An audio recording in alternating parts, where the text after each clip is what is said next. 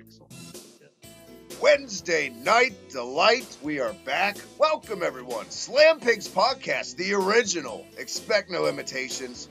Michael, it's been a month. My Hello. God, we lived up to our word. We actually took a month break. I thought we'd make it 2 weeks, but no, we did it. Welcome back. What's going on?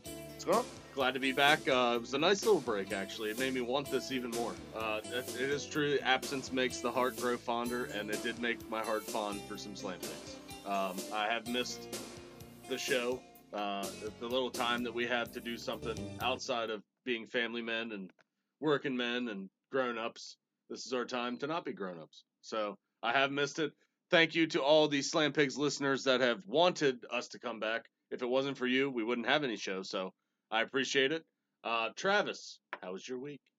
Not to be outdone. Or your month, I should say. How was your month? Month's been good. Month's been swell. It's just, like we said. Well, we had a good Thanksgiving. We did. We had a good Thanksgiving. Not we. I take the total blame. We've been doing this for 2 years on this, Michael. And I'm just completely burnt out. I'm totally refreshed now. The batteries are juiced up. As you can see, earlier this week, we came back with the Hibiki High Spots. Lola Bradbury, very special guest. Thank you once again. Check her out on Twitter.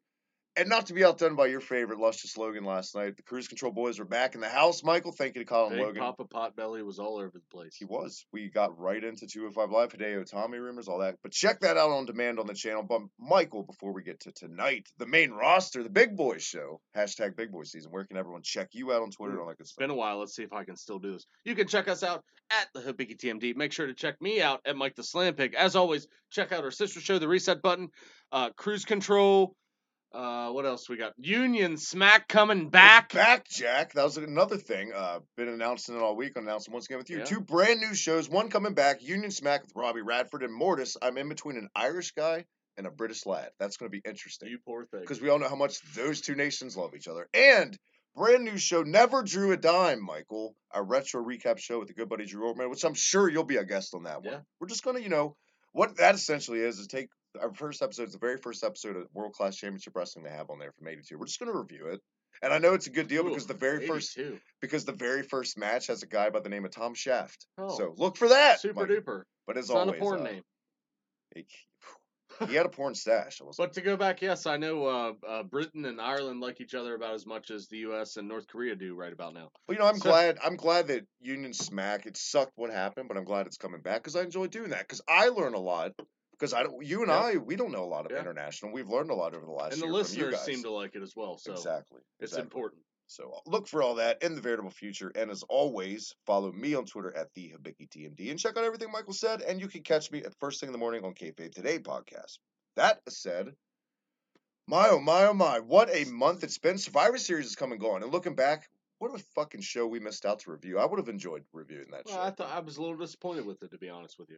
I think up until the main event, if it would have ended with AJ and Brock, maybe flipped that on the booking, would have been better. People would have had a more positive note coming out. But no, the main event totally shit the bed. Just looking at the card, I was super excited for it. I think that might be why I was disappointed. Usually I'm underwhelmed for their pay-per-views and then I get surprised. But this one I was like super excited for it, and then I watched it and it was, I don't know, I thought it missed where it could have actually hit me. You know what I mean? I will say I was very happy with the tag team title match. I thought that was an excellent match. That's a no-brainer. I mean, you have the Usos in a match anymore and it's going to be money. Yeah. But the tag team division itself right now, I feel like in-ring work is the best I've ever seen in WWE. I mean, just this past week on SmackDown, you had the New Day and Benjables. That match, that match. Is that what you're calling them? Yeah. Is that your moniker? Yeah. That match was fucking stellar. It reminds me of Dunkaroos. Just for cookies. Just for a regular SmackDown tag team match, that match was phenomenal. I thought that match was great. I feel like the tag team division is starting to hit its stride. And then you have, I know your new favorite team, the Bludgeon Brothers on SmackDown. They look good. We also had a heel turn in the tag division this week.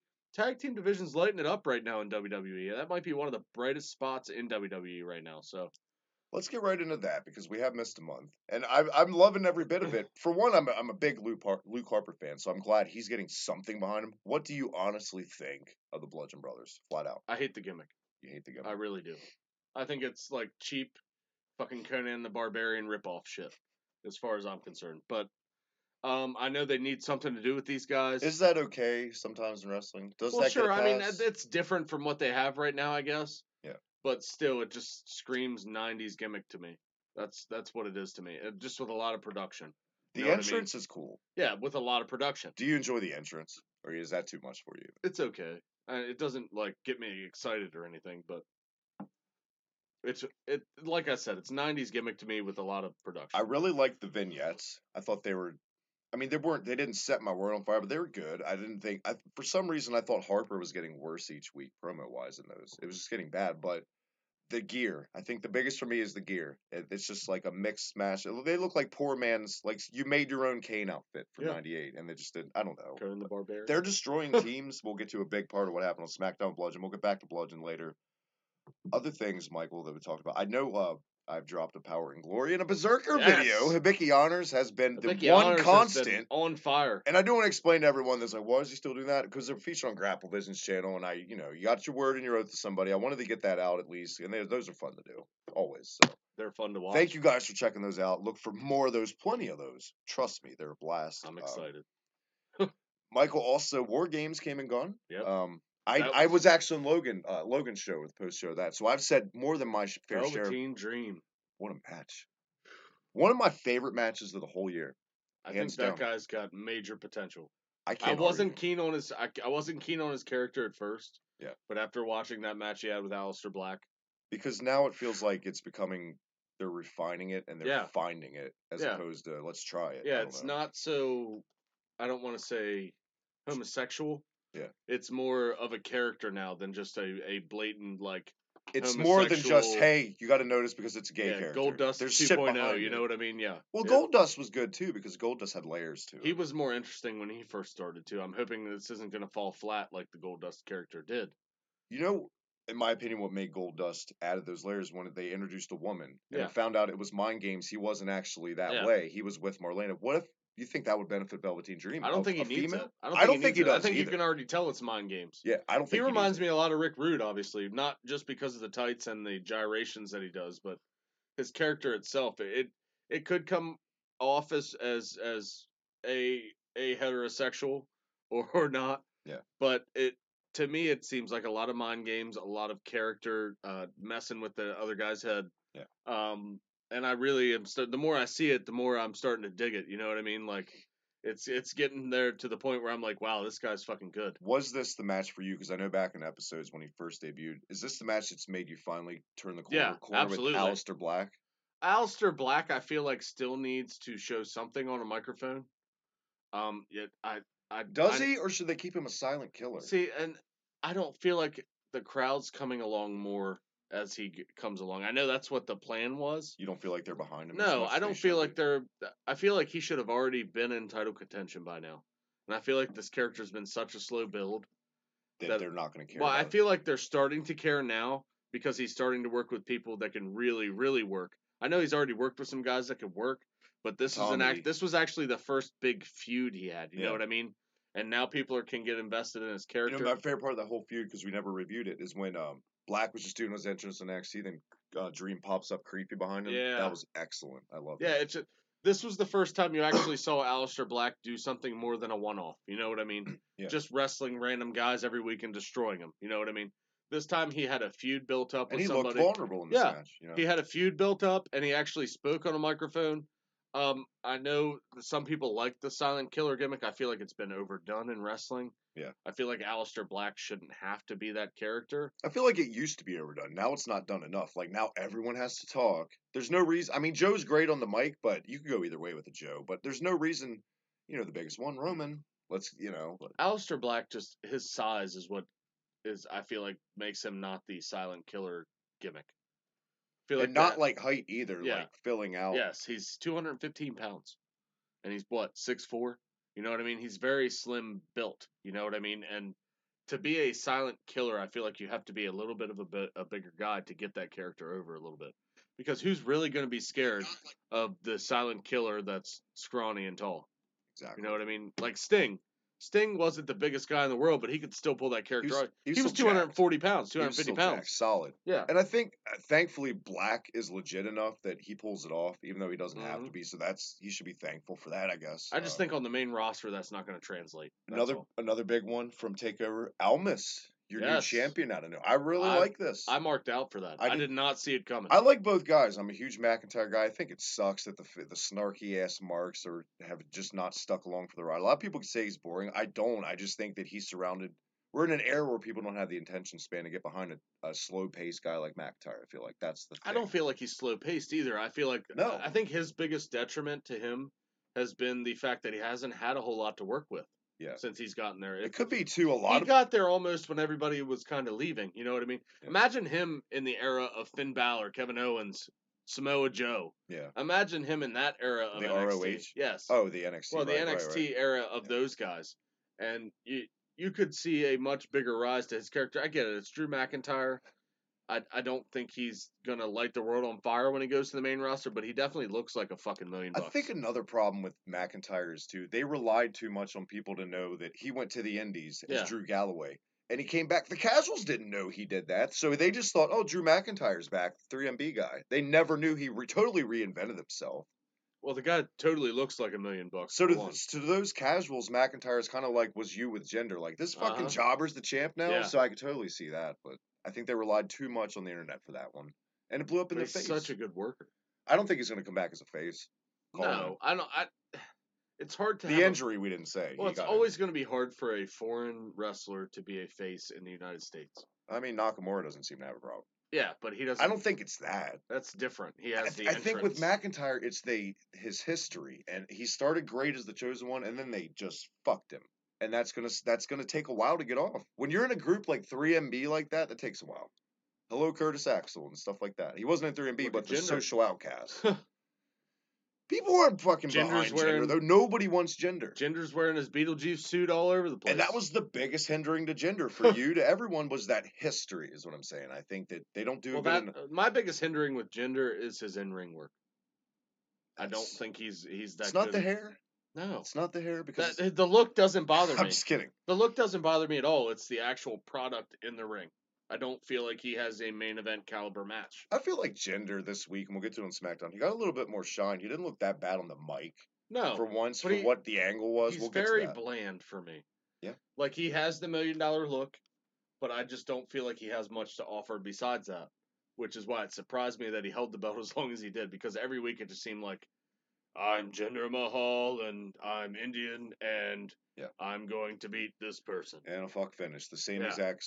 The same exact finish every week. If they would have changed that, at least, would have been... Like, JBL was a chicken shit heel who never won clean, but it was always kind of different. Yeah. You know what I mean? And it's always a direct comparison to compare Jinder to JBL with people. Because he kind of came out of nowhere. Because I know we missed a lot. Let's speed it up. War Games, flat out. The match, the change, taking the roof off, all the things added, the penalty boxes, all that shit. A lot of people liked it. I liked it. I didn't think I thought the match was good. I did too. I didn't think at first, before they had the match and I saw there wasn't a roof, I was like, what the fuck? Like, don't call it. But then I thought, I'm being nitpicky. You're limiting the wrestlers. But no, then I took a step back and like, you know what? I'm being those same kind of fans I bitch about. I'm being nitpicky. Let me just give it a chance. I did, and credit to the guys in it. Killian Dane looked like $1 million in that match. Everybody in that match looked good. He made Shane McMahon look bad. Because he did Shane McMahon's move better than him, and he's twice the size of Shane McMahon. Everybody looked good except Roderick Strong. Don't ever dress like the AOP again. It just didn't work. It just didn't. You didn't like the camo? And it came right after Kurt with the Shield, so it came off like half-assed generic anyway. But Roderick Strong is just such a wholesome, clean-cut guy. He should just wear the varsity jacket and undies. What do you do with him, though, if he does get brought up to the main roster? He's one of those guys that I'm like, it's very simple. Can you ever really see him on the main roster? And if you do, what do you do with him? I totally do. It's very simple to me and some like you traditionalists who are longing for the IC title to mean something again. The problem with a lot of people, fans, you know who you are. I'm going to point the finger of shame at you. When you see an NXT call up, you immediately expect them to be in the world title picture. It's okay for guys to not be the guy sometimes. Mr. Perfect is one of my favorite all-time fucking wrestlers. He was AWA World Champion. Who remembers that in his career as the first thing you think of? I mean, it's there, but that's not the you think IC title. That's okay. I think you want to rejuvenate the IC title. You have so much talent just stewing right now. There it is. You know what I mean? And I don't mean fucking Baron Corbin. You know, my favorite idea would be since they're having this era of like having these random tournaments. Instead of rumors of King of the Ring coming back. Instead of dropping the belt off of the Miz the way they did, they could have faked the Miz getting hurt and they could have had a tournament for the IC belt. And they could have had it like the way they've done the Mae Young Classic and the Cruiserweight Classic. Yeah. You could have gotten guys from Make NXT. it a special on the network. Yes. Starcade. Yes. What the fuck? You could have had. How was that not a special? Could have had a 32-guy tournament for that. You know what I mean? Yeah. Or the 64. IC title class. Not 64. A classic, That would have been another way to maybe introduce some new indie guys that you might be signing soon. We'll get to that. You got guys sitting out there under speculation, guys like Ricochet, Will Ospreay. They could easily be brought in for at least a one-off. You know what I mean? Yeah. Like a Zack Sabre Jr. did, a one-off, a Bushi, shit like that. I love that. You could have had a 64-man tournament or a 32-man tournament, whatever you want to do. I'm kind of at the point because, and I know you're just like me, and everybody knows we're brothers who grew up together. That's probably our favorite title besides the Winged Eagle, is that classic Intercontinental title, right? And I like the yellow strap. I mean, we're talking Bret Hart, Mr. Perfect, Shawn Michaels, Intercontinental. The cream of the crop, no pun intended. Randy Savage held the belt too, but I'm just saying, like, for us, we're tired of WWE talking about making it relevant. It's time to just fucking do it. There's no excuse with this talent. You could easily have a strong mid-card. That's the only way you're going to make it relevant is to have great talent vying for it. So, it's got to be every week. You can't just put it on Roman Reigns. So, guys, basically, when you see these call-ups happen, don't stack everything at the top, because the best eras of wrestling, they all have one thing in common. They had a strong mid-card, a strong main event. Everything was strong because it was cherry-picked and made that way, not just put them all in one match at the top, pal. So. I mean, I do like that. We're already ranting. And I do like that with Roderick Strong, though, but maybe making him an IC guy. But I could also see him on 205 Live. I know he's not much of a flippity doodah guy, but he could be another technician. Before we get into the reviews, another rumor: somebody might be coming back to 205 Live. Coming back to Neville. It's not confirmed. There's rumor now. I was going to talk about Tommy. We'll talk about both. That he actually went to film a movie, and that's what it was. So who the fuck knows? He just needed time off. I think he'll be back too, which is great. Tommy confirmed. They announced it. Mm-hmm. What's your 2 cents on a Tommy? Is that what it's going to take? Is he the recipe? No. I agree. He's not relevant for me. I agree. It's way past due for him. So his time would have been about a year ago if he wouldn't have got injured. Yeah. I said it last night on Cruise Control. Not to rejuvenate the division, but to have it like people get behind somebody. You got to put the title on a guy like Cedric, a guy who started on 205 Live. Yeah. If you keep bringing in these outside guys, they're always going to make the complaint he deserves better. But if it's from like a Gallagher or a Cedric, they can't say that because it's like a coming of age story. I definitely think a Tommy could add depth to the division. It could make it more relevant, but I don't see him as the answer. He's like, ice cream sundae. He's like the chocolate syrup. Like he's a great layer to it. But like him and Neville for the title could be classics. Yeah, you know what I mean. But I don't see anybody watching 205 Live just to watch Hideo Itami. Yeah. Yep. So. I mean, if we're answering that question, no, he's not the answer. He is a part of the recipe, but he's not the actual cake. Yep. So he's a recipe on the cake. He's not the topping. He's not the cake batter. Neville was the cherry that Sunday, and a lot of people hate the cherry. Okay, Neville was the ice cream to that Sunday. Yeah, it was a better because other than that, you just got goop, and who the fuck wants to eat the goop? Neville's the icing, and I think they're trying to replace that with Enzo, who I don't think is doing a terrible job, to be honest with you. I hate it so much too. Last night was such a bad episode of 205. The Zoe Train thing. For one, it makes no sense. I know they scrambled plans because Neville left, and like all the guys hated Enzo. And the next week, they're sucking his dick, like sucking up to him and stuff. Guys, that doesn't even makes no sense for a Gulak to be in there with Enzo. I don't know. I get what you're saying. It just screams we have we don't have. We're waiting to stack it or do something. They don't know how to book it. It just seems like a holding period. They don't know how to book it. It definitely shows. They don't. And it's so simple. But I feel like Enzo's doing the most with what he has to work with, to be honest with you. I know and in the ring, I feel like he's doing the most with what he has to work with. I don't feel like he's putting on terrible matches. I feel like he's doing the best he can. For him. And I don't think the ratings have really suffered that much from what they were before. So the ratings for him are actually a little bit better than what Neville was doing. So it's the weird thing about this era of wrestling when Enzo. Shitty part is remember when Enzo won the belt? Yeah, and there was a buzz, but it's not. It's like there will be a buzz about something, but nobody will still watch it. So the ratings haven't really. It's a weird time in wrestling. Like the shitty part is I still feel like Enzo has been more entertaining than Neville. I'm going to pretend you didn't even say that. I'm just saying. Wow. I'm not talking about in-ring. I'm talking about actual product. That's what I'm saying, too. That's, wow. Neville has, with his character... Neville was a total fucking package. And who knew he had it in him? bland. It did not, because of what he had to work against. Look what show he His was on. character was very bland. You put him on SmackDown, you put him on Raw, in any title picture, it would be tremendous. His character is still bland. No, I don't see that. Well, it's to agree to disagree, I guess. I'm the king of the cruiserweights. How's that going to translate to the main roster? Another big one. I'm the king of the cruiserweights, and I'm not a cruiserweight anymore. I mean, you could just say something else. He's still really good without a catchphrase. I think that's a good thing about Neville. His mannerisms are great. He tells a great story as a heel in the ring. He doesn't play to the crowd that a lot of heels make the mistake of doing. Like, you're a fucking heel. Don't do cool shit in the ring. That's going to be like, you want to be a chicken shit. Kevin Owens is great at that. You know what I mean? I don't know. The other big news thing, and I promise, guys, I just want to play catch up because I've been dying to talk to Michael about this shit. Kenny Omega, Chris Jericho, Wrestle Kingdom announced. Yeah. I did see that. I thought that was going to be, everybody did on Jericho's cruise, the match, because I knew it was a work on Twitter the whole time. Like, that's what guys do now, this reality era shit. But, obviously, no one thought it would be in New Japan. Obviously, WWE wasn't happy about this being reported. Michael, what do you think about this?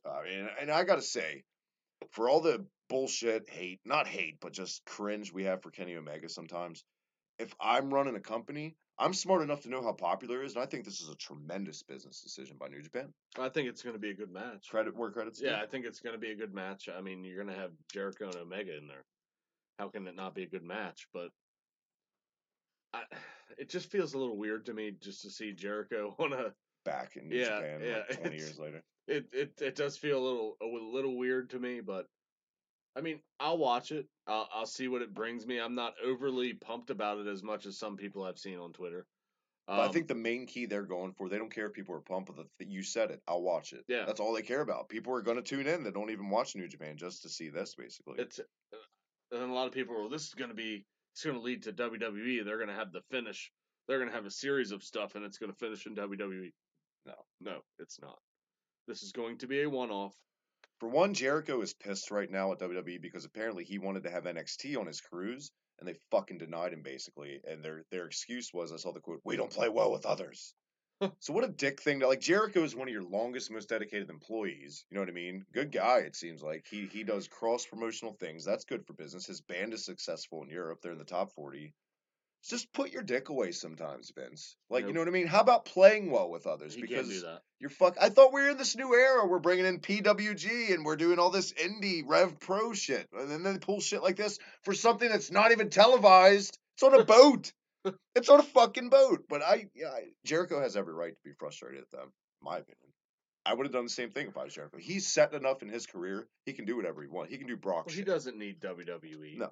He's making his own money. And on that aspect, Kenny Omega does not need WWE. No. Those guys are making a killing right now. You know what I'm saying? Japan pays them way too much. The Indies. The Indies. Yes. Ring of Honor. They make and a killing. I don't get it because they work in front of tops like a 3,000 seat venue. And yes, they have to pay their own way on the road like they would in WWE, which is fucked up that they pay those guys peanuts most of the time and make them pay for all the shit. But WWE most of the times makes all the guys stay within most of the same hotel regions, so they're making you stay in expensive places. Kenny Omega can just fucking do whatever, crash in his car. Inn. You know, you know what I'm saying. I still don't stay at a Red Roof Inn for fucking $60. You know, the whole killing the business thing. I don't think Omega and them were killing the business. It's getting close. It's the last month of the year, Michael. I feel like we need to be done with this bitching about Bullet Club shit. I think it's time to just put a close to it. I feel like the wrestling world is becoming a lot like the MMA world right now.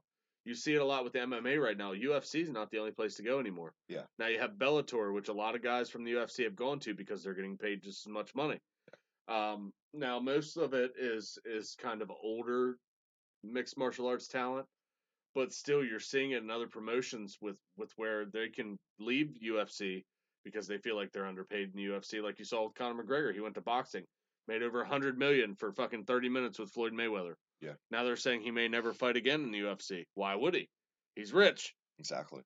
He made more in one fight with Conor McGregor than he would have in 17 careers he would have had in the UFC. And that's exactly why I think it's such a dick move by WWE, because basically we're in like the lowest drawing period ever in wrestling, pretty much. Not since like World War II, when the business went away flat out because everyone was at war. And that's just the reality. The ratings, there's no buzz on wrestling anymore unless you're hearing about Bullet Club and shit like that. Bullet Club's in Hot Topic now.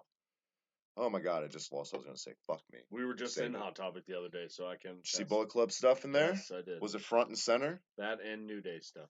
Which one would you say was set up to be more as like WWE merch or like Bullet Club stuff? They were both in equals. They were even both at Steven? the t-shirt, Okay. the t-shirt section. So it wasn't like either one was like made to be seen. Got it. I remember as I'm saying the lowest drawing time in wrestling. 95. They need to thank their lucky stars for a guy like Jericho, a Cena, who they're doing them a favor at this point. They do not need WWE. Nope. So give Jericho his little boat show. What the fuck? You know what I'm saying? I'm just saying. Vince has got to count pennies. And I'm just having trouble getting the chat up, guys, tonight. I know you guys are probably in there. I'm not being a dick. I just don't see it. I'm waiting for my stream thing to come up. I know we are live, but Michael, that's been it. Other than that, I know it's time for something you've missed so much in a month. Oh, yeah. Your favorite part of the show. Yeah. Without further ado. Do it. After 1 month and 13 hours of waiting. Do it. It is now time for this week's Raw Review.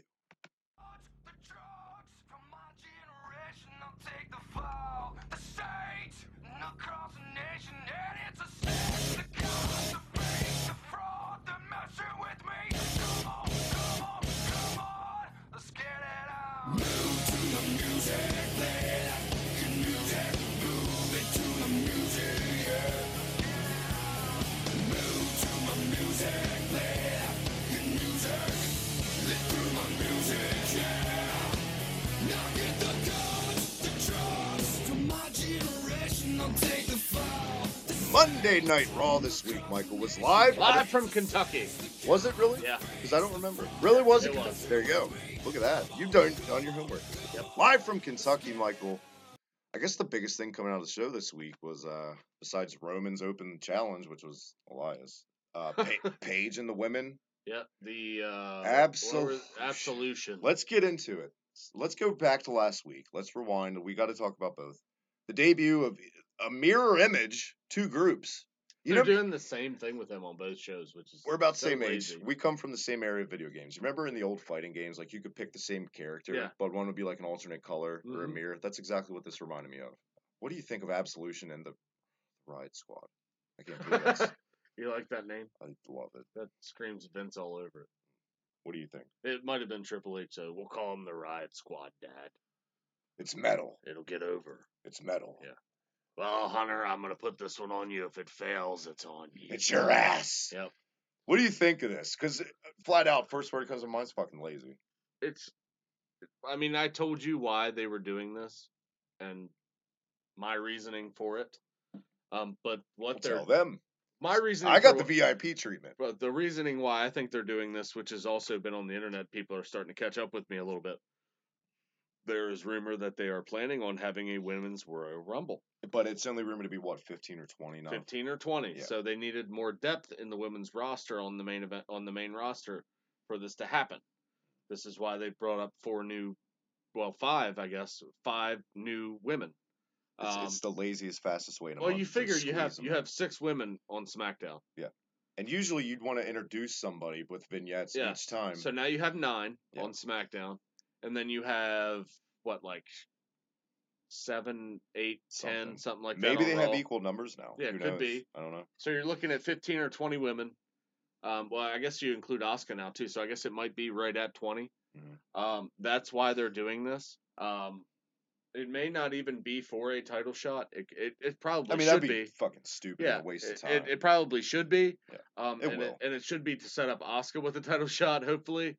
But that's what the rumor is on why they brought up so many. But then there's another rumor that Vince just wanted to bring up a lot of more women because he felt like both women's rosters were stale and bland, which could also be the reasoning. Is Asuka winning too predictable? See, what I would do, I would have her kind of down to the last 2 or 3, get fucked over, because I think the draw for that, not every women's match at Mania has to be a title match. You could do Paige and Asuka. Well, who else? Who else? Well, they're already teasing that, but who else would you really want to see win that Rumble?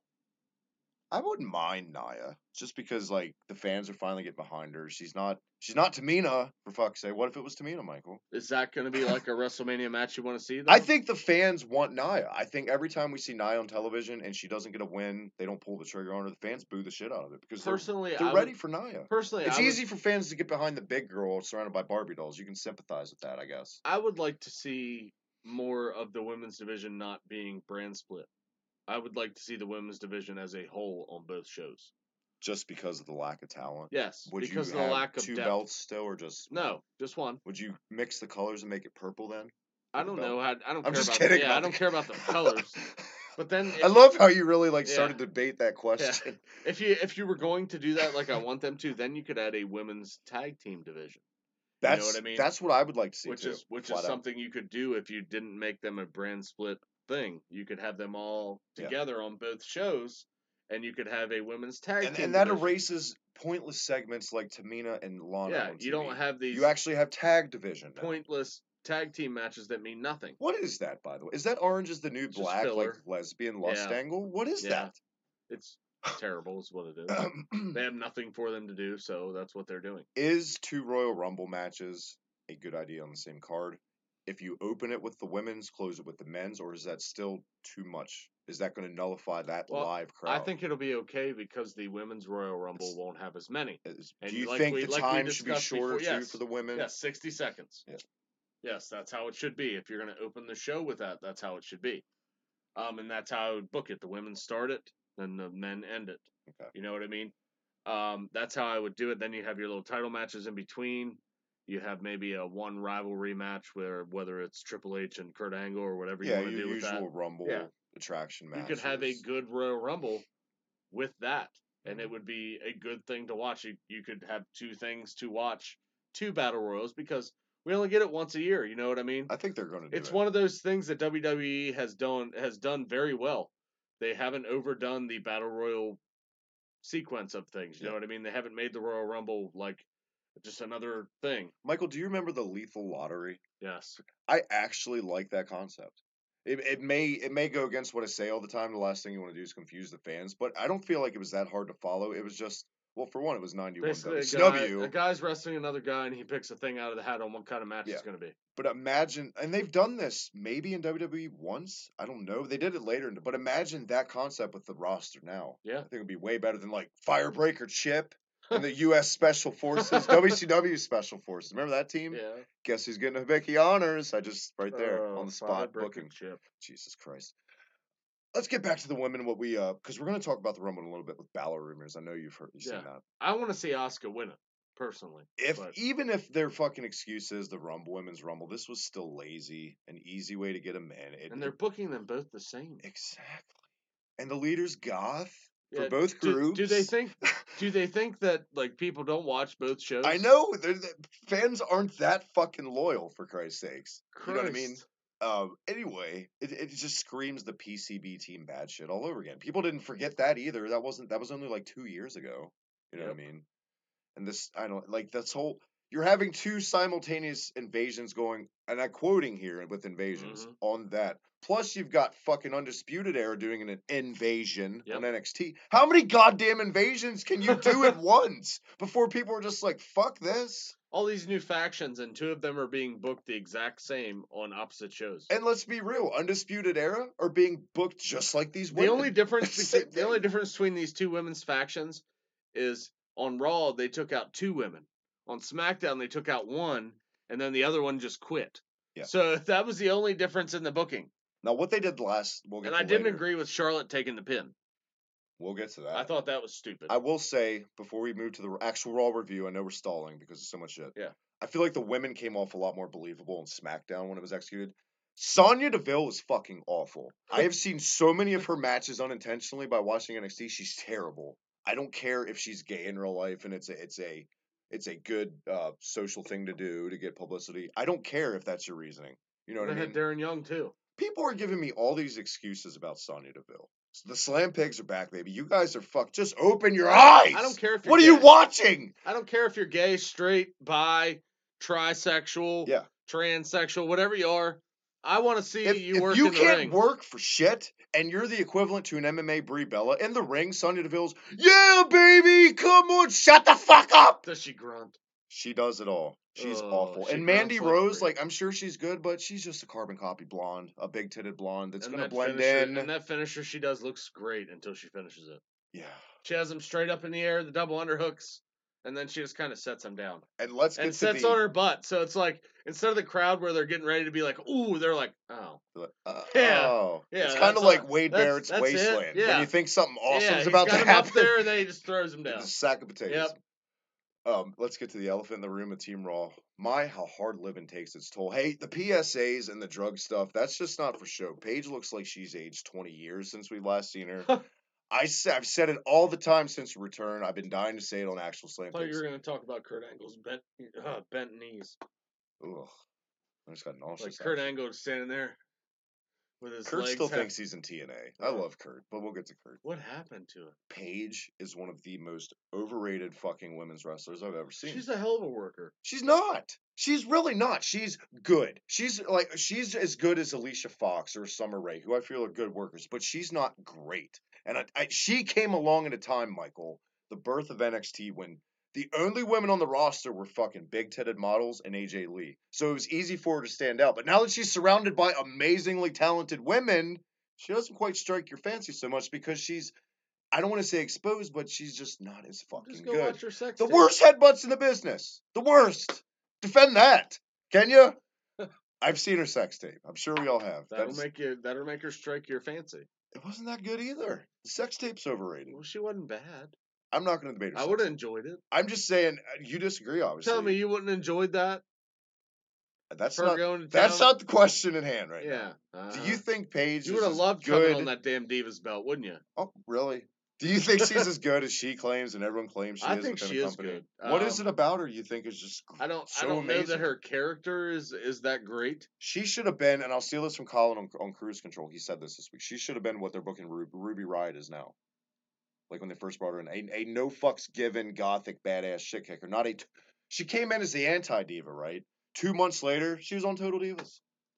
Hey, come see me on Total Divas. I'm the anti-diva. What the fuck? I fuck Alberto Del Rio now. Yeah.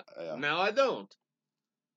Surprise, they broke up. I wonder why that happened. So you're happy Paige is back, then I'm assuming. I think they need Paige right now. They need Paige, but I'm saying you're like ecstatic she's back because. Well, no, I'm not saying that, but I think she's definitely valuable to WWE. Who would you prefer, Paige or Emma, real quick, if you had to pick? Paige. I would she has personality. I would probably pick Paige over Emma. I would say. I mean, I think in ring they're about the same, but Paige has much more to offer character wise. Yeah. I just don't think they've found the right character with her yet. But the actual Raw, they were all over the Raw episode this week. I just wish WWE sometimes would quit like ignoring what's going on in the world as far as these people and just embrace it a little bit. The sex tape. Yes. The Del Rio stuff. Yeah, like the New Day did with it. Like Xavier Woods did. You remember the week after? Yeah. When they had that little backstage interview and it started maybe it's a little more with all three of them. Yeah, all three of them were standing there. Or maybe she just flat out doesn't want to fucking talk about it. Like, I could see that. I'm just saying all three of them were standing there. Xavier Woods in the middle, and Biggie goes, "Xavier, is there something you need to tell us?" Yeah, it was great. And they looked at him at the same time. Yeah, and it was priceless. Why can't they acknowledge it a little bit instead of running away from it? Embrace. Don't run away. And another thing, why every time we see one of these invasions... Why do you think she got such a big pop? It wasn't because everybody missed her. It's because of cum on belts? Yeah, it's because everybody saw the sex tape. Hey, cum! Hey, this bitch is nasty. I like her. You know what I mean? So that's why little kids are popping, totally. No little kids were popping Christ. for that. You did not hear a high-pitched pop. When she came out, you heard a manly 20-year-old man pop. You heard like a Steve Austin pop. It's been 2 years since we've seen Paige, so the little kids in the crowd are like, "Mommy, who's that ugly clown?" When Paige came out. Who's that pasty girl? Who's that clown whore? Does she go outside? Just call Paige clown whore. I didn't. All apologies. What did you think of? I'm so sick of this. Every time there's an invasion, a stable, they always do the same lines with the Nexus. You're either with us or against us. They did that on the show, and it's just so overdone. What did you think of how they surrounded Asuka? They beat the shit out of Mickie James and all those women. Just how they executed it. Because we're going to review the same fucking thing later with the women on SmackDown. Trust me. I like what they've done as far as the ganging up on the girls to try and get these other two girls over a little bit. But I think it's going to work, though. My biggest problem is sooner or later, these two girls are going to have to work a one-on-one match. I don't think it's the right two girls. I don't. Well, I haven't seen enough of Mandy Rose. But I have seen Sonya Deville. I've seen more than my fill of Sonya Deville, and that rhymed. Jesus Christ. You want to fill You Sonya get your Deville? fill on Sonya Deville. You want to fill her up, do you? Is it annoying, the MMA fighter gimmick in wrestling? Like, okay, Well, it is a there's little a difference, overdone. but I feel like Shamrock and Severn, they did a great job at transitioning to Yeah. where they had elements of it, but they were like a hybrid. Where she's flat out, this is MMA. I'm in the wrong fucking place. Where am I? I hate that. And we've seen hockey players She in had wrestling. 3 MMA We've seen fights. Abe Knuckleball Schwartz. We've seen other cross athletes in wrestling, She but was this. she was 2-1 in MMA. So it's not like she's like some MMA. I didn't even know her record. She's not even. I knew she had Yeah, experience. I know my MMA, and she wasn't some like grizzled veteran. She's you know 2-1, and she comes on the greatest yes, of all time. She's at least Ernest Miller was a champion. Yeah, for fuck's sake. It's not like she's fucking Ronda Rousey. You know what I mean? She's 2-1 in her career. She's not even the girl that was in the finals of the Mae Young Classic who had over 30 fights. You know what I mean? Yeah. It's Shayna Baszler. Yeah. Why not put? She's still under contract, right? Yeah, she still needs work. I'm not the biggest Baron Corbin fan. I mean Shayna Baszler, but I'm telling you, man, she still needs. And I think they're still hanging on to maybe a possible like four horsewomen match. You know what I mean? So, and the other Baszler's doing a hell of a job as U.S. champ right now. Rousey's starting to work out in the complex now, and so is the other one, and they're trying to build up for this at some point. Yeah. I don't know how it's going to end up. I'm not super excited about that. But as far as Sonya Deville goes, she's not some grizzled MMA veteran. She had 3 fights. She won 2 of them. Congratulations. Put her hair in cornrows. She's not tough. Super. Anybody I'm not saying that. she's not tough, but it doesn't make her. You know what I mean. It shouldn't make her like a main attraction because she's fought in MMA. She's not credible. You know what I mean? I could go fight in MMA tomorrow if I wanted to. Get my fucking ass kicked. Does that mean I should go to WWE and be a main attraction? Should be in Paige's stable. Hey, I fought in MMA. Oh, well, you're signed. You know what I mean? That doesn't make sense. James Ellsworth. Yeah, They need one now. They let him go. Yeah, 2 cents on that real quick. Talk about overachiever. I think he's happy with what he did. Why not? I know there's some people that are sad to see him go because he was well liked backstage. Yeah, well, he was a consummate professional too. He was living out his dream. He worked on the Indies for a long time to get a shot. He's worked around here a lot, our area. Yep. And to say he got 2 pins over AJ Styles, tip of the hat, James Ellsworth. Congratulations to James Ellsworth. Have fun making a killing on the Indies for doing little to nothing the last course he I think he did everything he wanted to do. Yeah. He did all he could do and more. I mean, who would ever saw fucking James Ellsworth wrestling for a belt? Yeah. In WWE. So it's. Well, let's move the train along on Raw, Michael. We got a lot more to talk about on this show. But Sonya Deville sucks. Yes, she's awful. I'm so glad you agree because I was worried you were going to think that I was wrong. No, I don't like her. It's not just me. Okay. No, she has no character and she's terrible in the ring. The Big Dog's got himself a new dog collar, gold collar to put around his neck because God knows he can't fucking carry the belt with fucking pride. But he doesn't carry the belt the way I want him to. He carries it weird and cocky. Roman Reigns. How's he supposed to carry it, Travis? I'm just kidding. I've seen so many people bitch about the way he's been carrying the belt. Like, that's what they're nitpicking at. Cool. Like, really? Do they not like the way Alexa Bliss carries it then? When she does the... Yeah. Everybody seems to love that. I think it's because Roman Reigns. What do you think about this? The title on Roman and... I think it was kind of botched, to be honest with you. It was rumored to have happened a lot sooner than this. Yeah. And I feel like the way they did it was very atypical. Like, okay, Miz is going off to do his personal things for a while. We need to get the belt off of him. Predictable. Let's go with the guy that we wanted to do it with a couple months ago, but now we have to do it. Yeah. You know what I mean? It didn't make any sense. You know what I mean? It felt like it was rushed and kind of thrown together.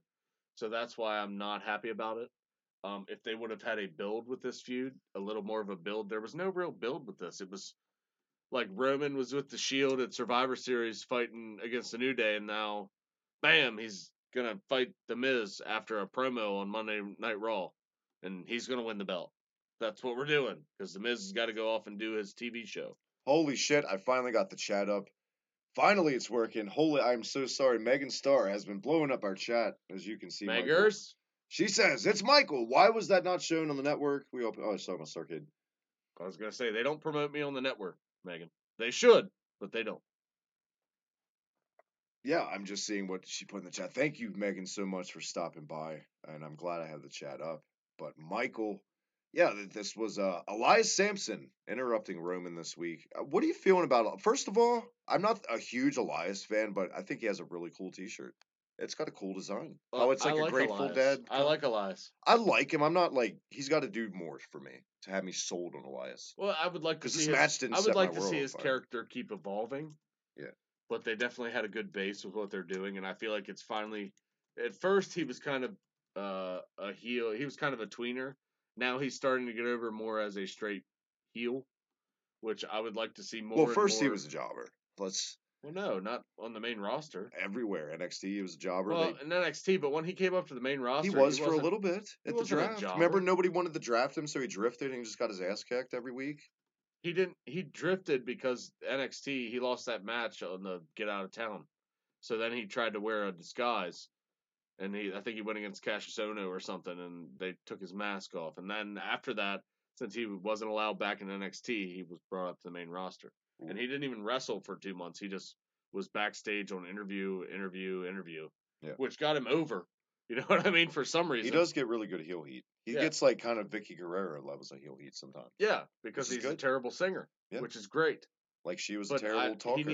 He needs to evolve a little bit for me to keep buying into his character. What did you think of the match, Roman and Elias? It was good. It wasn't great. Is the open challenge thing again? Is this a cop out too now? Are you sick of this, or do you want to keep seeing this? Because I know Robbie from Kayfabe Today is a huge fan of this. Well, it's like now if you want a mid card belt, you have to have an open challenge. It's like that's a new. Kind of how it feels. You know what I mean? So it's especially if you're a babyface, if you don't have the open challenge, you're a pussy. Yeah, it's stupid. They're basically just piggybacking off of John Cena. I thought it was good when Cena did it, but now that everyone's doing it, it's not special anymore. Why can't it just be a simple fucking contention? This used to be a way to introduce new talent. Now it's just introducing mid card talent that you've already seen. This also happened later in the show too. I think everybody wants to see Finn Balor win the Intercontinental title because of the rumor that he's not going to get his main event push right now. Yeah, because he's not a Vince guy. Which leads us into our next topic. Travis, rumor has it on the internet that the scheduled match for the Royal Rumble, which is now evidently not happening, was Finn Balor to be challenging the Beast, Brock Lesnar, for the Universal title. But rumor has it that Vince has scrapped this match. I don't believe it. Because he does not feel that Finn Balor is This is a Meltzer story, by the way. Yes. Let's go back to the source. I don't believe this. Okay. He doesn't feel that Finn Balor's over enough. What's Vince's favorite quality in a guy on his roster? What's the one thing they can do that always wins Vince over, whether he loves you, doesn't like you? Be big and muscly. No, not even close. I'm disappointed. Sell merchandise! Finn Balor sells one of the most fucking merchandise on the whole brand. Still think he likes big meaty men. Nope, I'm telling you, this is a bullshit story. I think Balor's going to be in the Rumble match, and I've been calling it all month. I'm saying Balor's going to win the Rumble. It's a bold prediction, but I think the story's false. I think they totally see stuff in Balor. Why would they put him over AJ Styles clean and then put the WWE title on AJ and then push AJ to the moon? If I were you, I would not put any stock into that. I'm doing it. If you're going to go next generation, if you're going to keep having NXT call-ups every year, eventually you've got to pass some sort of. You cannot keep relying on a Brock to go into hibernation. I know Brock's an attraction; it's good business. You've got to have next. You got to do next generation if you're going to do it, and you got to do it at Mania, not another Goldberg or Brock or a nostalgia thing for the. But you got to do it, and it's don't. Not going to happen. You're doubtful. I don't think the story's credible. We'll see. I'm glad we're actually on different sides. You're getting Roman and Brock at WrestleMania, whether you like it or not. Yeah. I don't think. And Roman's going over. They kept making. Why do you think Brock's finisher has not been kicked out of? I would just like to think they keep making the mistake at WrestleMania 32. Roman was in the main event. Triple H. It fucking bombed. Thank God for Seth Rollins the year before. That would have bombed with Roman and Brock. Are they dumb enough to do it again? Yep. You literally only have to open your eyes and see the only reason Roman is over right now is because he's with a nostalgia act. If you take away Ambrose and Rollins, like we even saw this week, the Shield aren't wearing the Shield shit now. They're wearing their own merch, pal. Got to do my own business. The pops are a little bit less for the big dog this week, Michael, because there's not the smoke and mirrors. You know what I mean? You're still getting Roman and Brock, whether you like it or not. I don't think they're going to do it. Mark my words. Timestamp it. When we get to April, you play this for yourself. It's going to be Finn Balor. You play this for yourself. It's Roman and Brock at WrestleMania, whether you like it or not. I don't think it's for the belt. That's the way it's going to go. Roman's not going Even if they did it. Roman may not win the Royal Rumble. Even if they did it may be another SmackDown we guy. We have seen it. We're in the era now where the fans hated the fact that we thought we were getting Orton and Batista at Mania. The fans bitched enough. WWE booking-wise changed plans. I think people would bitch on that level again.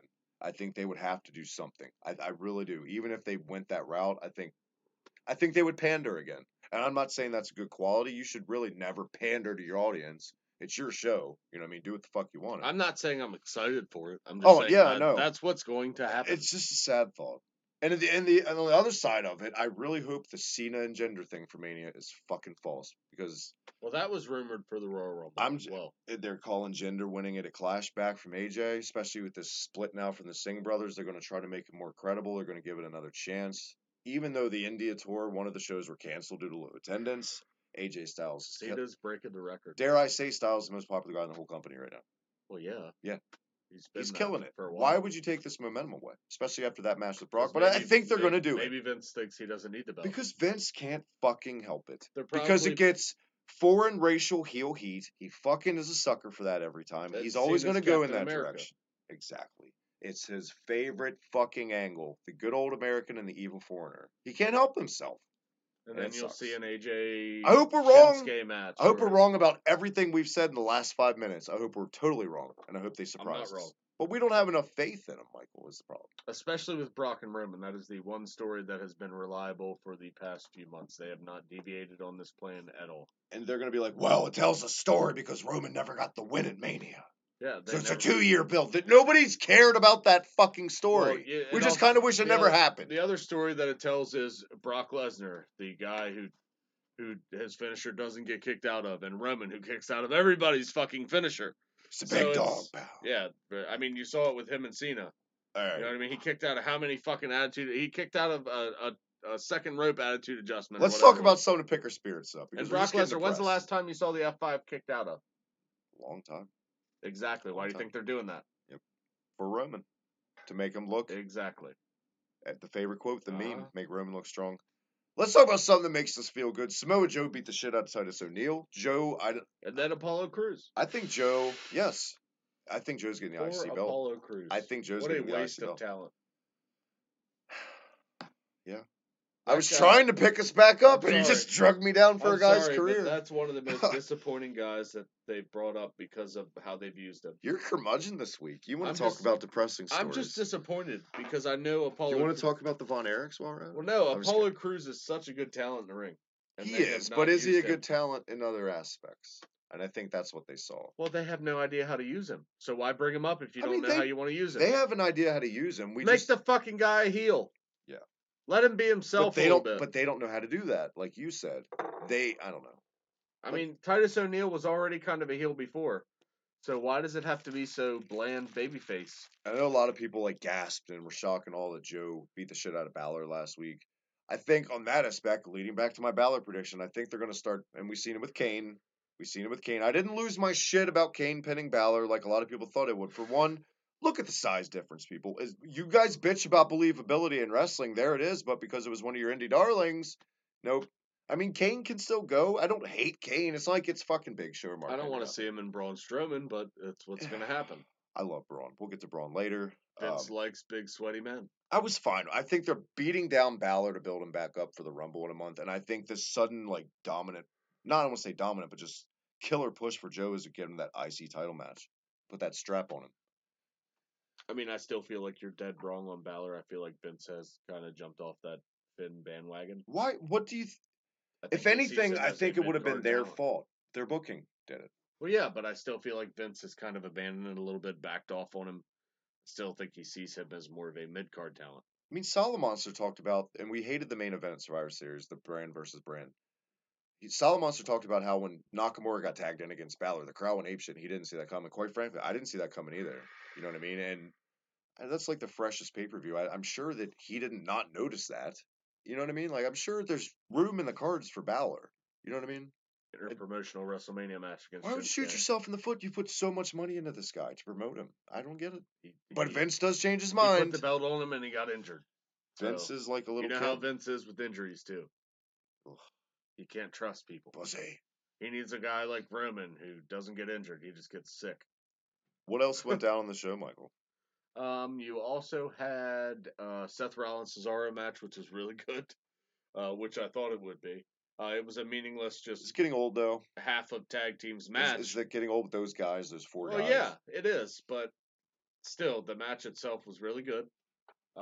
It meant nothing, but it was really good. Do you feel like we're getting the same match, or you feel like these guys are good enough and they're doing a good enough job to tell different stories, and the match just No, seems they're mixing somewhat... it up well. I I agree. think they're mixing it up well. It's just how much longer can you have wrestling on television this many times a week and get away with it? I'd like to think the revival's got to be around the corner. Like, this would have been a great way to do things back in the 80s. You know what I mean? Have a long rivalry with two teams. Well, they did. They did that, and it always worked. Just wrestling wasn't on TV 3 times a week. What's our favorite tag team feud? Probably Bulldogs and the Hearts. Yeah. You know what I mean? How many times do you think they worked house shows? Ooh. Yeah. They you know, Brett's book, all the old school. Those two teams were actually the main eventers because they'd go on last to get the guys out of there, the main event guys. You know what I mean? Send the people home happy. It's just, I think they're penalized by this era of wrestling. This is how you booked the story back in the day. It's not how you do it now. And the attention spans in general with society. Well, the attention span's shorter because you see wrestling a lot more on TV. Accessibility, there's a million. I mean, back when we were kids, you saw it on TV once, maybe twice a week. You get it on Monday, and then you get it on Sunday. You get a Superstars or an Action Zone or whatever. And like a lot of our friends around, which was pre-taped. A lot of our friends around the country back in those days, they say they would get ECW on some offshoot channel. We strictly only ever got WCW and WWF. Yep. We never got ECW, which sucked. I wish we did. Yeah, and we weren't that far away. So it was crazy. We were right on the East Coast. We didn't get ECW, but.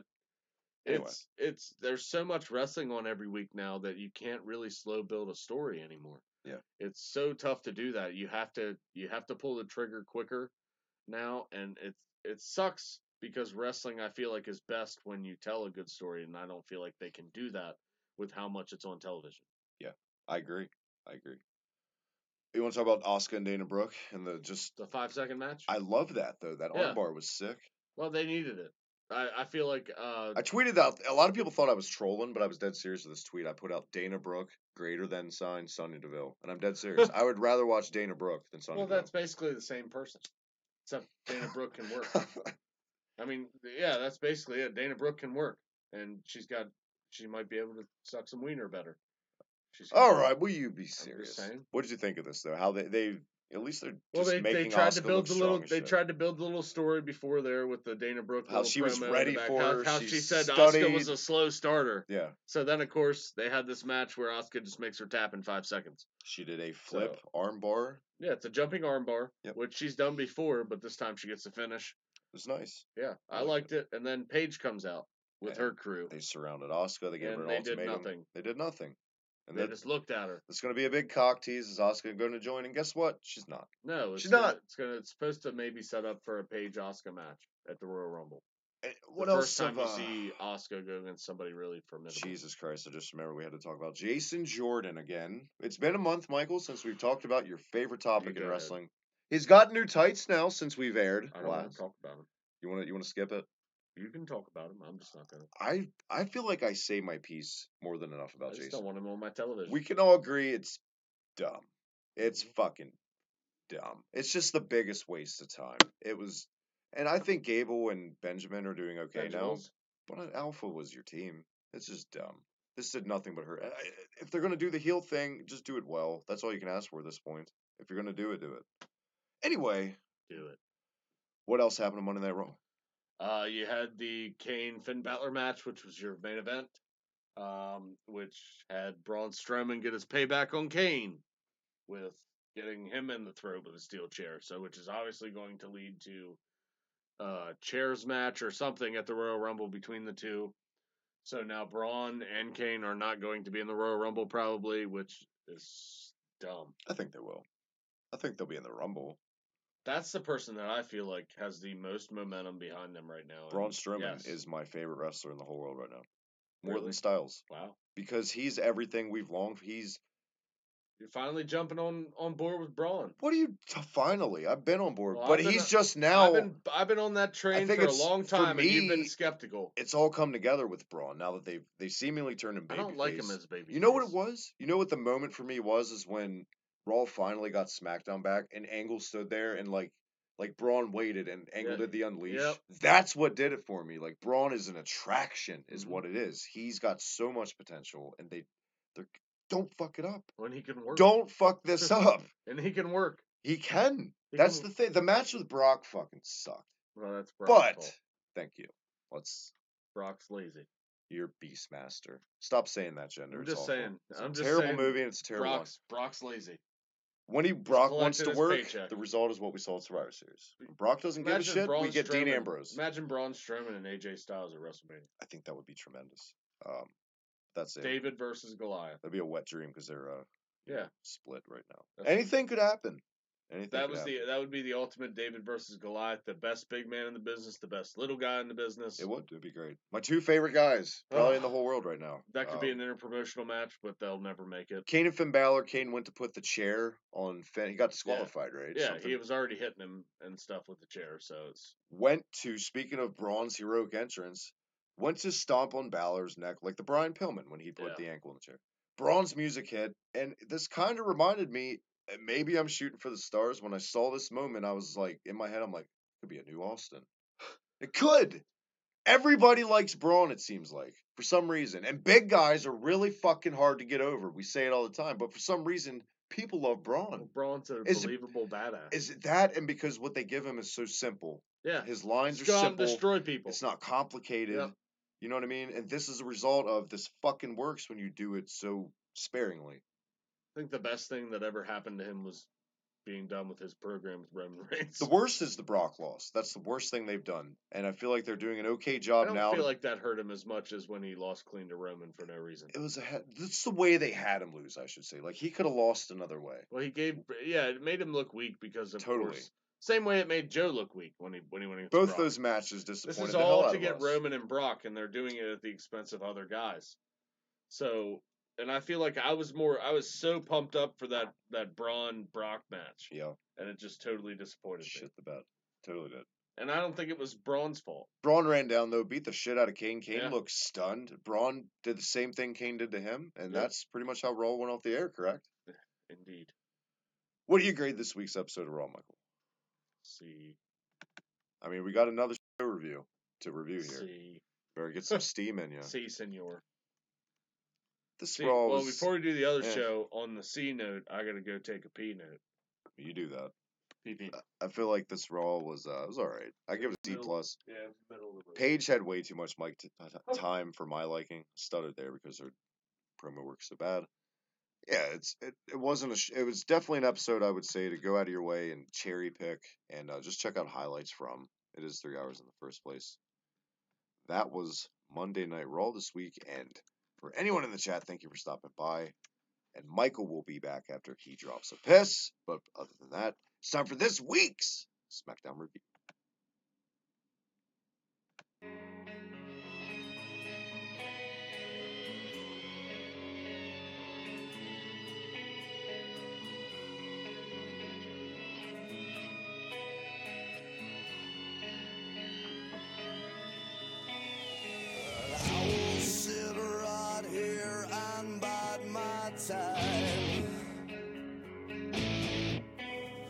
As long as it takes to get what's rightfully mine.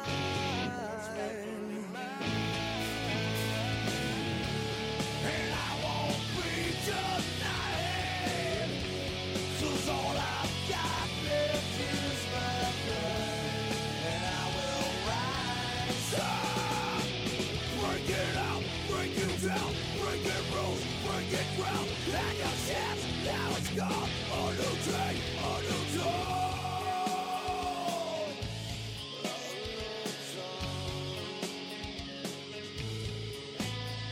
And I will sit right here and I will wait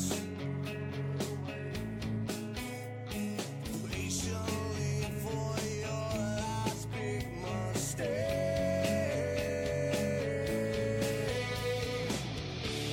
And I won't be denied.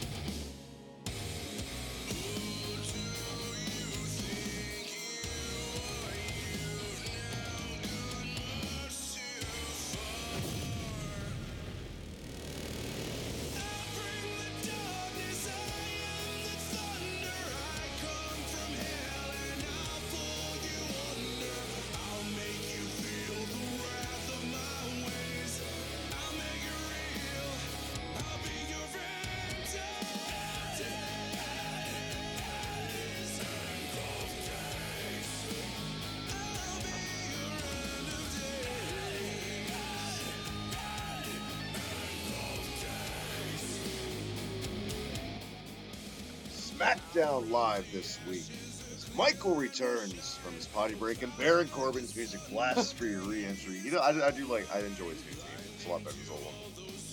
SmackDown this week, Michael. You enjoy that hairline? Daniel Bryan, Shane McMahon, the drama. 20-minute promo. What did you think? Way too drawn out. I thought it was terrible, to be honest with you. Basically, Shane McMahon called Daniel Bryan a horse. He did. Hear it straight from the horse's mouth. Shane McMahon is just killing me on the mic. In general, Daniel Bryan's at least okay. Yeah. You know what I mean? Just not Still good. as over as ever. Just a shell of himself, Shane McMahon. I gotta say. I know he's older and the energy's not as there, but my God. Could you act like you care to be there, Shane? Well, he's not getting paid as much. Yeah. So business folded. Daniel Bryan still as over as ever. Still does his regular wrestling entrance. Yeah. For a general manager to come out and still do that is kind of weird. But now I announced this. I think it was on Future Wrestling Shot. I heard a confirmed rumor from a very reliable source. This is an end game to have. I know sounds crazy, but this source is usually never wrong. This end game to turn Daniel Bryan heel, align him with Owens and Zayn, start like this ring. I know we just talked about the word another invasion of former ROH guys, and that's going to transcend the. Are they going to wear Bullet Club gear? No, even better. The Undisputed Era is going to make its way up. We saw Owens and Takeover in the Undisputed Era shirt. That's another factor. Have a big faction. This is the rumored big angle for Mania season. That's I know, and like we're not saying we came up with the rumor. If it's wrong, it's not. Seems like too many cooks in the kitchen. That's what I'm saying. If it's wrong, it's not a. I can see it totally being false. Like that's a rose-colored glasses rumor right there. Yeah. But that would be. I could see Daniel Bryan with Zayn and Owens. But the Undisputed Era thing, I feel like they're way too new. Much. Yeah, I feel like they're way too new to be brought up. I feel like it would kind of hurt them. It would make Adam Cole. What was the point? It would make Adam Cole go in the backdrop. Yeah. You know what I mean? What was the point of bringing him up to NXT if you're just going to have him up on the main roster within 3 months? It would be cool to see, like I said, for like a month, but it was just in the long run, I think it would hurt Cole. It would relegate him to mid-card longer than it should.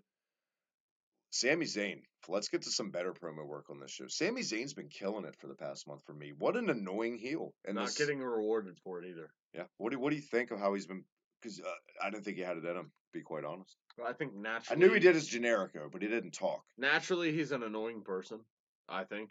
So for him to be able to be a heel, I think that just brings out his qualities even more. If you ever watched a ride along with Sami Zayn in it, I don't watch. Could you imagine having to sit in a car? For some reason, I need to watch that because you guys ask me all the time, listeners. I've never watched those shows. Sitting in a car with Sami Zayn for fucking 4 hours? I would talk about music with him because we like Operation Ottawa. We like the same kind of music. Sami Zayn would talk to you about nothing for 4 hours. He would talk about ska music, and I would just skag be ready, dancing. I would just be ready to strangle him. And the proper term, by the way, Kofi and Shane, for the type of dance it's called skag dancing. And it goes back to ska and punk rock and that shit. It's got an actual, but the Paperboy stuff, I get a pop every time they call him that. It's funny. That hat is annoying. Paperboy hat's always been annoying to me. I hate when Samoa Joe wears it. It makes you look 63 years old. You're not going to play golf, Joe. My son wore one on Thanksgiving. Well, that's different. He's a baby. He's a baby. It's a baby. It's a baby. I just pictured Samoa Joe as a baby. Ew. Yeah, what's that like? Big fat Samoan baby. Babality. They just turned Joe into a baby. The Shane and Daniel Bryan stuff, though, that led to a no disqualification match later on announced. Kevin Owens and Randy Orton playing off the... Yeah, a no disqualification match with Sami Zayn being barred from ringside. Yeah. That makes fucking sense. Well, right. It's a no disqualification match. How do you bar somebody from ringside? Which, by the way, this happened the past month.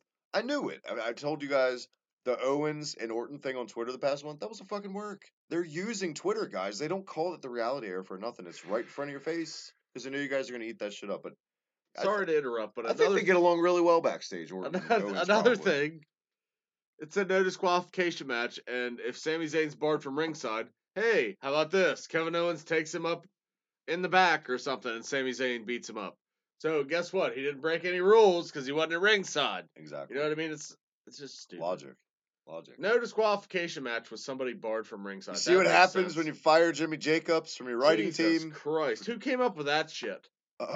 It's a no disqualification match, and Sami Zayn's going to be barred from ringside. Well, let's talk about the main event. We won't go in order. What did you think of the Owens and Orton? It was okay. It was a good match. Good match. I thought Owens did some good work. Yeah. I thought Orton kind of phoned it in a little bit. Well, it's Orton.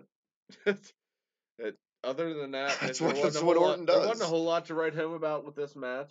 It was okay. It's all right. It wasn't. It was a solid SmackDown I already told main you what event. my favorite match of the night was, so it's. Did you? Yeah, the tag team match with Benjables and the Oh New yeah, Day. yeah. Let's Thought talk. that match You want was- to go back into that I match? thought that real was quick? one of the better matches I've seen all year. Well, I'll talk about it this time since we reviewed for the show. The tag match. It was. You need to go back and watch it because there I'll was tell a you lot. what. That match was fucking phenomenal. Except the finish. Yeah, I didn't care. Why for are the we going finish, though. backwards now? Like, Well, why is the New Day win? Yeah, I get I what thought you're saying. Gablemen or whatever the fuck you called them. Benjables. Benjables. I'm sorry. What?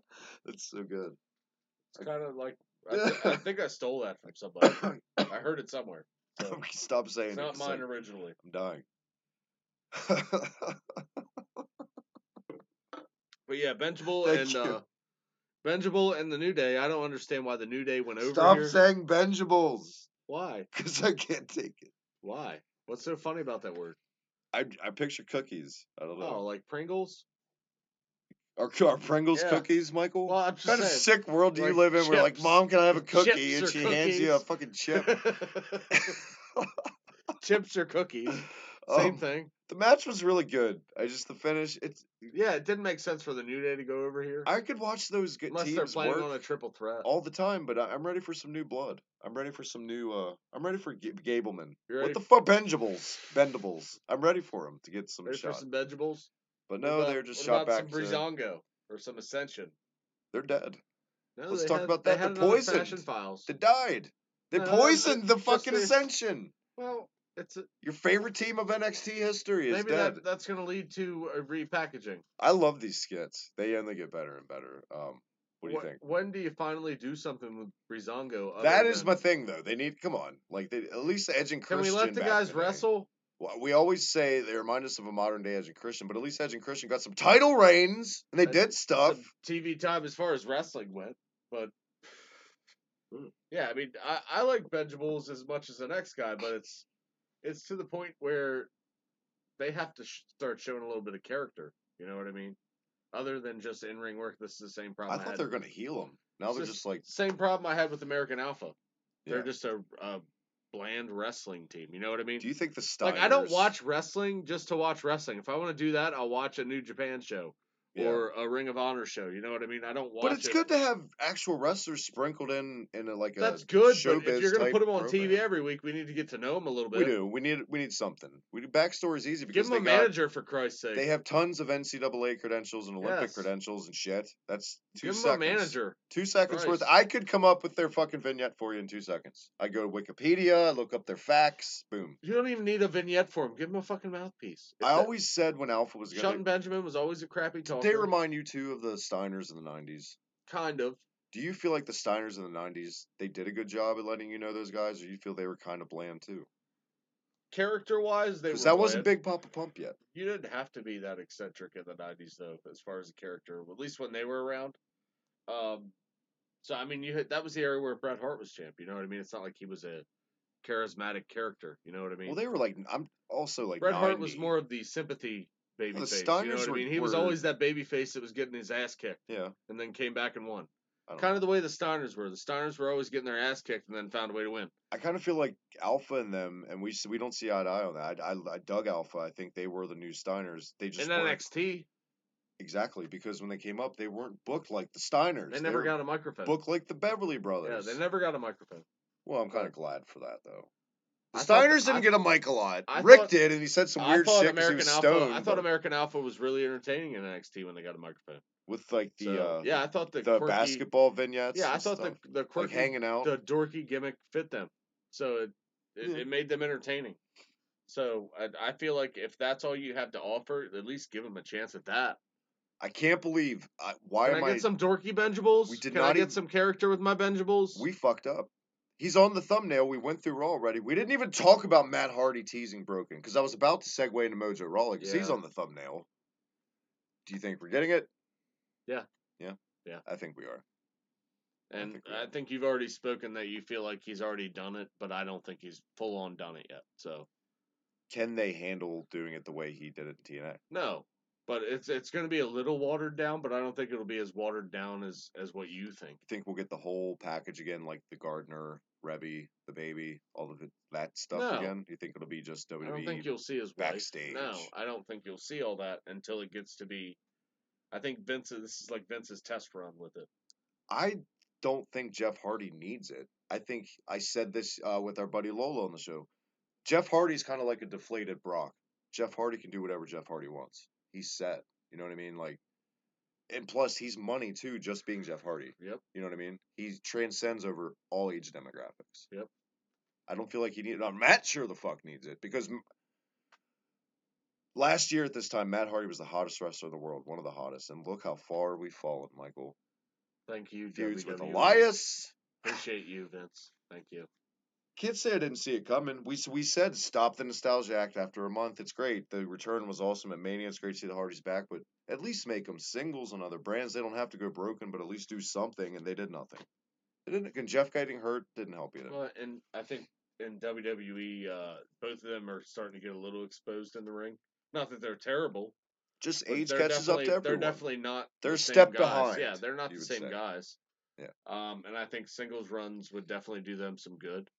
They wouldn't have to. I think in the tag division, especially now, they get exposed a lot more than they would in the singles division. Yeah. The tag teams, like I said earlier, right now are just tearing it up. Yeah.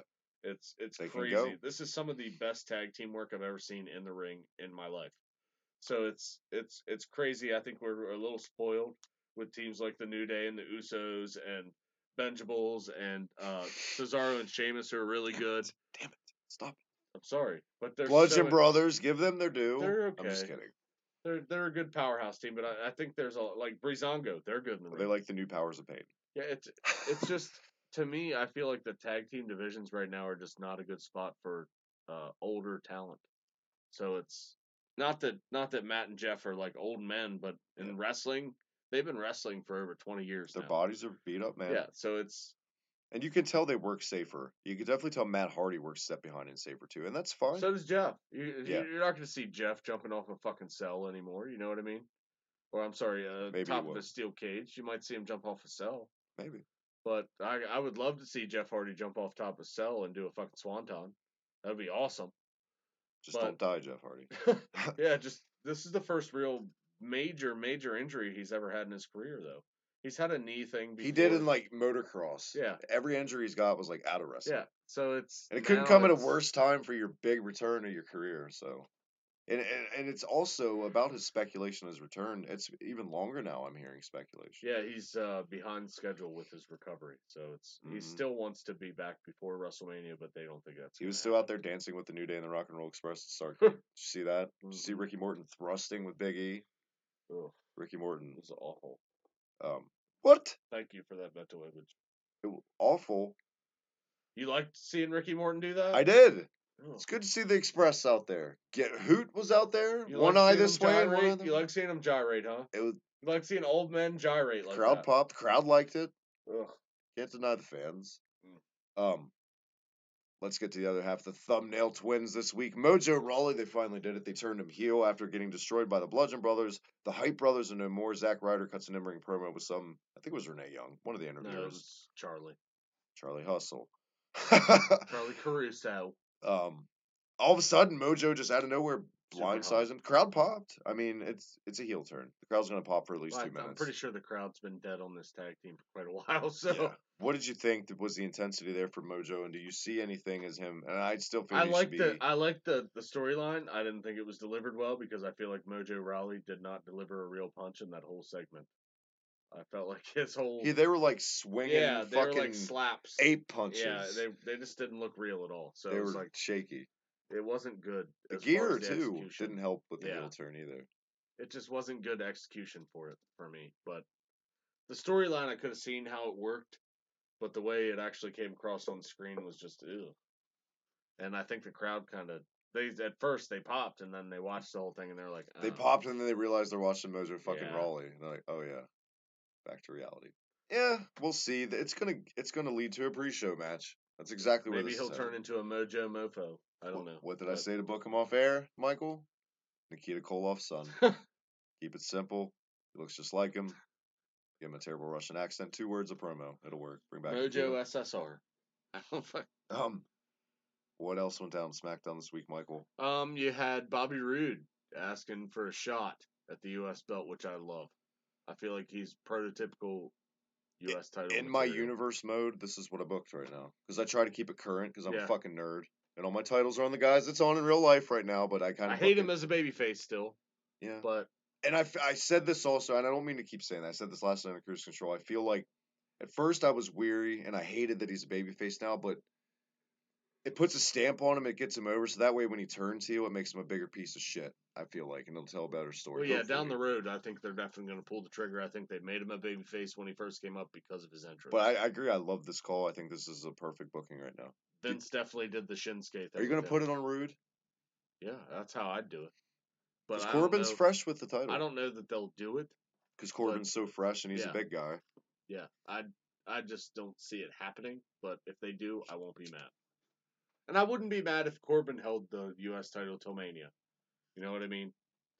It's a good way for him to get his toes in the water. His first Mania. Put it on Shinsuke or somebody. You know what I mean? That could be your match even for the U.S. title. Yeah, you could see Bobby and Shinsuke again if you wanted to do it that way. But for me, the match you have to have on SmackDown is AJ and Shinsuke. For Mania. Yeah. Yes. That's the match that I think everybody wants to see. I think it'll be a hell of a match. Yeah. And I think you're probably going to lead up to the Zayn Owens breakup at some point, which I hope isn't. Do you think it's a giant swerve from Zayn all along, or do you think it's going to turn Owens babyface and keep Zayn heel? Like they're going to flip him by the end of this. That would be entertaining. Or do you think they'll just keep them together forever? I would love to see that, but I mean, we've already seen Zayn versus Owens so many times, and we've already seen Jericho and Owens done so well to split.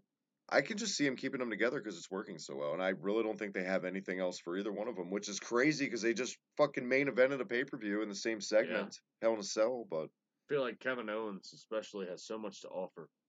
It would just be a shame for him to be relegated to nothing for WrestleMania. Riot Squad, Michael.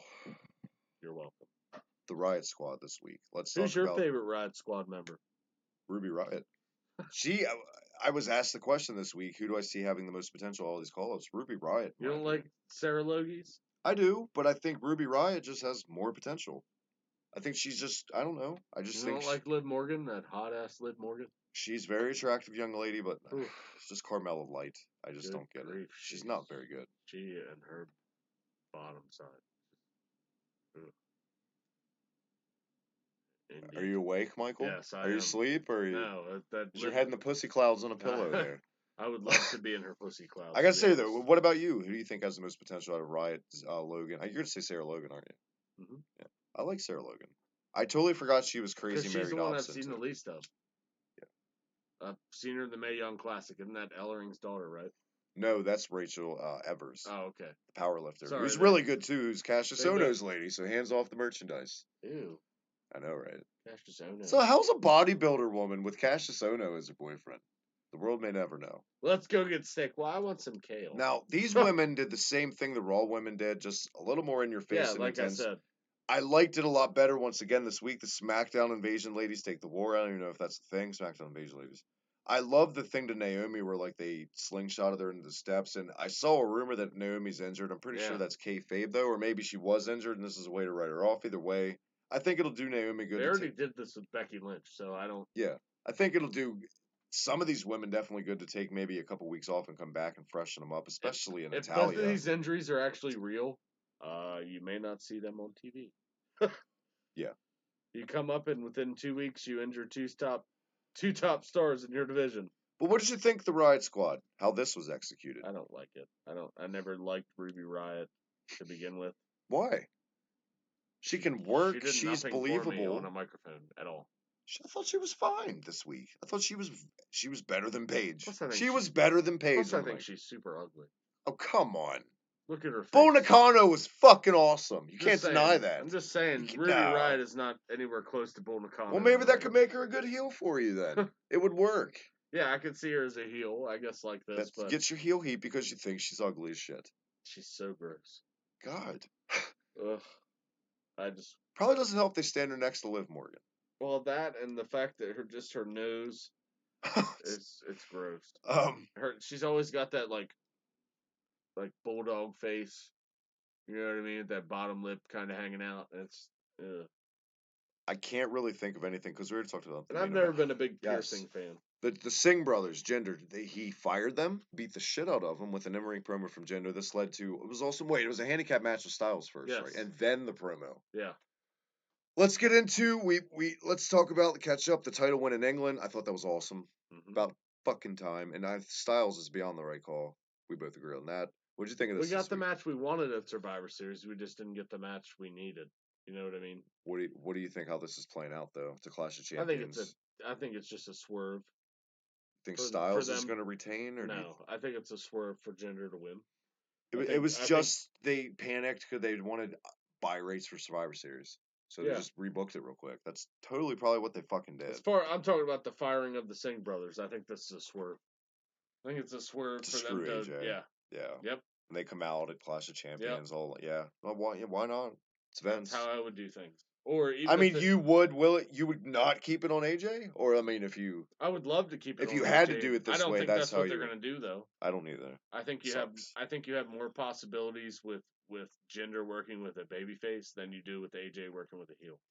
Right now, just don't have enough credible. I don't feel like you have enough good heels. What if they did? Kevin Owens. They continued this thing with Owens, the momentum, and he challenges Styles for the title. I could see that, but anyone other than Owens, it's kind of like because I got to say they had a match at SummerSlam. What last year? This year? It was just a couple months. This year wasn't that long. Wasn't that good? Yeah, I wasn't that good. Well, and you get that sometimes with Kevin Owens. You do. Something sometimes just doesn't click. Like watch the Kevin Owens 24/7. Which was the 360. Vince hated his match with Jericho. He did. Hated it. Which I did not think was a bad match. It was fine. I mean, it was okay. It could have been better. I think that's why Vince was. See that where Owens went for? He was like, "We good," and Vince like, "No, fuck you." Pretty much. What do you think SmackDown this week, Michael? C. Solid C's. Both of them. For Cruise Control, your favorite show on the internet? D+. For Cruise Control or Cruise Control. Well, fuck you, because I host that show. Oh, I thought we were talking about the actual in-ring product. Oh, 205 Live. Yeah. Oh, did you watch 205 Live this week? Yeah. You're one of the few in the proud like me. One of us. It sucked a big old dick. Yeah, gave it a D+. I give it a fucking F for failure to captivate me. It sucked. It wasn't very good. I give it a fucking F for failure to captivate I'm me. glad that we gave Kalisto the belt for Eddie Guerrero's birthday, and it meant fucking nothing. What the fuck was the point of that? It moved no merchandise. It didn't tell any more stories. Tommy's coming, though. Aren't they going to Mexico soon? What? I don't know. Maybe. They're always going to Mexico. Kalisto matches sold. Christ. Well, get you some Kalisto masks and... By the red gleam in your eye and the glisten and your just aura, I got a feeling it's time to call it quits for the night. Man, it's good to be back, Michael. Yes. Before we get out of here for the night, I want to go ahead and promote next week, the first episode of Never Drew a Dime release. I don't know about you and Smack guys, but look for the brand new show, Michael, talking World Class Championship Wrestling. Reset button's coming back too as well. Look for that soon with me and Tan, and as always, Slam Picks Podcast, Cruise Control, all the goodness. Michael, thank you for joining me. Thank you. Where can everyone check out? At Mike the Slam Pig on Twitter. Simple man. Sorry, I'm sleepy. It is. For us, we're old men. It's getting late. We're doing the job nowadays, and it's tiring. Thank all you guys for stopping by the chat. As always, we appreciate you more than you'll ever know. And sorry I had some tech issues bringing it up, but Megan, at least I saw you. Thank you, Meggers. We will check you guys out next week right here. Until then, follow me on Twitter at the Vicky TMD. The Vicky Honors, the Vicky Quickie, all right here. The Vicky Quickie. Vicky TMD. Michael. Oink! Vicky Quickie.